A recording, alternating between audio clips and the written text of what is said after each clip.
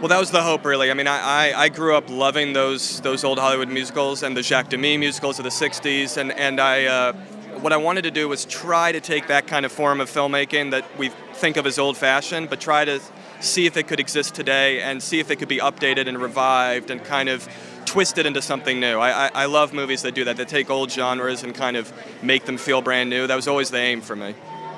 I mean, you're always working with fantastic talents in front of the camera. I think with Ryan and Emma, though, there's a sense that you really did have a precious gift as a director. Can you talk a little bit about the commitments they made and what they both brought to their role? Yeah, they made my job a lot easier as a director because, you know, you're on set, they bring a certain kind of magic already, just individually and especially as a pair.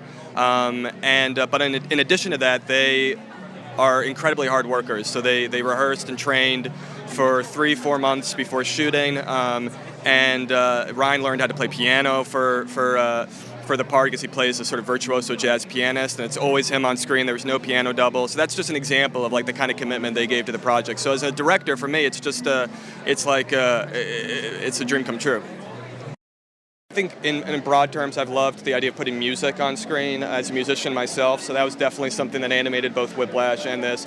And also I think personally just the idea of, you know, stories about artists trying to express themselves, the sacrifices, the balance between life and art, between dreams and reality. Like that's just, again, very personal ground for me to cover, so it's easy to write about. How challenging was it to shoot that scene on the freeway? It was that was probably up there with the most challenging things I've done. But I mean, in times like that, you're just lucky that you have a great crew, I mean, we had hundreds of dancers. They shut down an Easy Pass ramp, so we had about 2 days to shoot it, and kind of all these little things seemed to go wrong as we were shooting it. Clouds came to cover the sun, the truck door wouldn't open, things like that. But everything kind of came together at the end because, again, we had a great crew, so it was fun.